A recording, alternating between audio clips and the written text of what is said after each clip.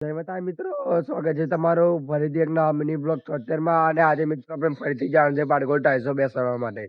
તો મિત્રો આપણે જે પેલી પર ટાઈસો બેહાડવા ગયા હતા તેમાં મિત્રો આપણે ખાલી 25 ટાઈસો ખૂટી હતી. તે મિત્રો આપણે લઈને આપણે અત્યારે ફરી જવાનું છે પાટગોળ ટાઈસો ફિટિંગ કરવા માટે. તો મિત્રો તમે અત્યારે અમારા ત્યાંનો નજારો જુઓ ખાલી.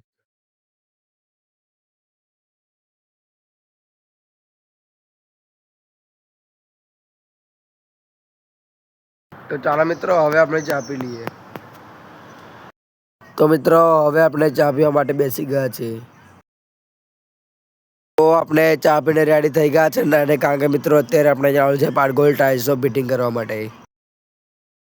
તો આપણે રેડી થઈ ગયા છે અને હવે અત્યારે આપણે જવાનું છે દુકાને છાશ લેવા માટે, કારણ કે બનાવવાની છે હરિગોળ સિંગો, એટલા માટે બાઇક લઈને નીકળી ગયા છે દુકાને છાશ લેવા માટે.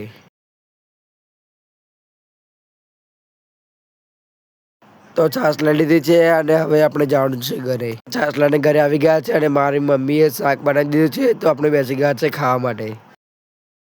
તો મિત્રો આપણે જમી લીધું છે અને હવે ટેમ્પી પણ આવી ગયા છે ટાઈસો લેવા માટે. અને આ બધી ટાઈસો આપણે અત્યારે મારા ઘરે લઈ જવાની છે. ટાઈસો ટેમ્પીમાં મૂકીને આપણે બાઇક લઈને નીકળી ગયા છે મારા ઘરે જવા માટે.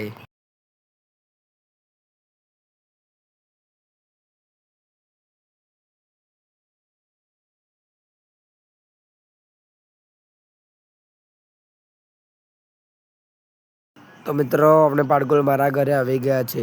તો મિત્રો આજે ટાઈસો દેખાય તે મિત્રો આપણે ગયા સોમવાર એટલે કે 26 તારીખે બેસાડી હતી અને મિત્રો આજે ખાલી જગ્યા દેખાય છે ત્યાં જ અત્યારે આપણે 25 ટાઈસો બેસાડવાની છે.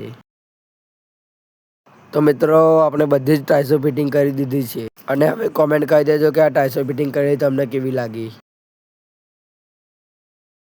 તો આપણે ટાઈસો ફિટિંગ કરીને આટલું સિમેન્ટથી ચણી છે કારણ કે ઠેસ ના વાગે એટલા માટે. તો મિત્રો ટાઈસો ફિટિંગ કરતા કરતા 7 વાગી ગયા છે અને હવે આપણે નીકળી ગયા છે ઘરે જવા માટે.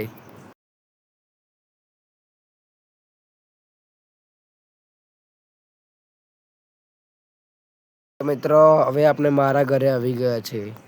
તો ઘરે આવીને આપણે બેસી ગયા છે ચા પીવા માટે. તો આપણે ચા પી લઈએ છે અને આજનો મિની વ્લોગ હું અહીં સમાપ્ત કરું છું. આપણે મળીએ ફરીથી એક આવા જ નવા મિની વ્લોગમાં. ત્યાર સુધી જય માતાજી, જય શ્રી રામ મિત્રો.